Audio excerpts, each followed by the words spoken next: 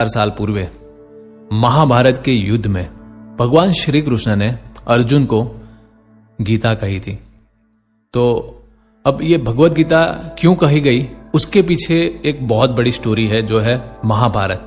तो यहां पे मैं आपको सुनाऊंगा 5 मिनट में महाभारत।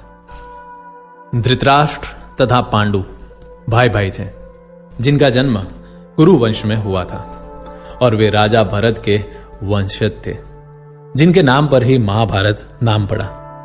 चूंकि बड़ा भाई धृतराष्ट्र जन्म से अंधा था, अतएव राज सिंहासन उसे न मिलकर उसके छोटे भाई पांडु को मिला।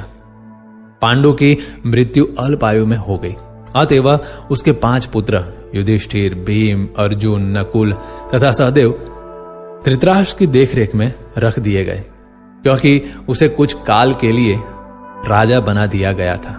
इस तरह धृतराष्ट्र तथा पांडु के पुत्र एक ही राजमहल में बड़े हुए। दोनों ही को गुरु द्रोण द्वारा सैन्य कला का प्रशिक्षण दिया गया और पूज्य भीष्म पितामह उनके परामर्शदाता थे।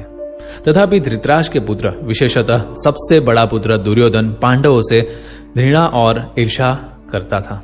अंधा तथा दुर्बल हृदय धृतराष्ट्र पांडु पुत्रों के स्थान पर अपने पुत्रों को राज्य का उत्तराधिकारी बनाना चाहता था। इस तरह धृतराष्ट्र की सहमति से दुर्योधन ने पांडु के युवा पुत्रों की हत्या करने का षड्यंत्र रचा।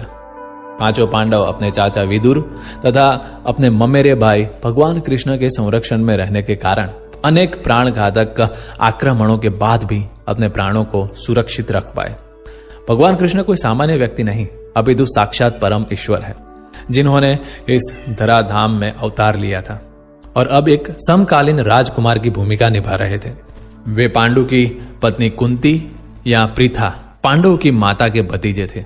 इस तरह संबंधी के रूप में तथा धर्म के शाश्वत पालक होने के कारण वे धर्मपरायण पांडु पुत्रों का पक्ष लेते रहे और उनकी रक्षा करते रहे।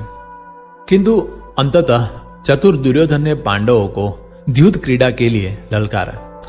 उस निर्णायक स्पर्धा में दुर्योधन तथा उसके भाइयों ने पांडवों की सती पत्नी द्रौपदी पर अधिकार प्राप्त कर लिया और फिर उसे राजाओं तथा राजकुमारों की सभा के मध्य निर्वस्त्र करने का प्रयास किया। कृष्ण के दिव्य हस्तक्षेप से उसकी रक्षा हो सकी। उस द्यूत क्रीड़ा में छल के प्रयोग के कारण पांडवों की हार हुई तथा उन्हें अपने राज्य से वंचित होना पड़ा और 13 वर्ष तक वनवास के लिए जाना पड़ा।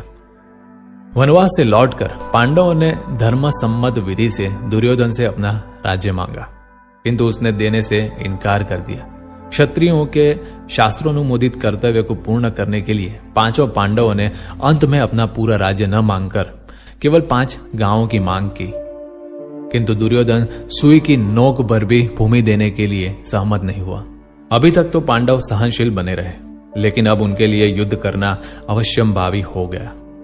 विश्व भर के राजकुमारों में से कुछ धृतराष्ट्र के पुत्रों के पक्ष में थे तो कुछ पांडवों के पक्ष में।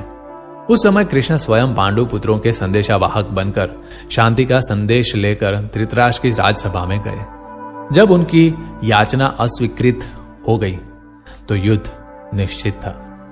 अत्यंत सच्चरित्र 5 पांडवों ने कृष्ण को पूर्ण पुरुषोत्तम भगवान के रूप में पहचान लिया था, किंतु धृतराष्ट्र के दुष्ट पुत्र उन्हें नहीं पहचान पाए थे। फिर भी कृष्ण ने विपक्षियों की इच्छा अनुसार ही युद्ध में सम्मिलित होने का प्रस्ताव रखा।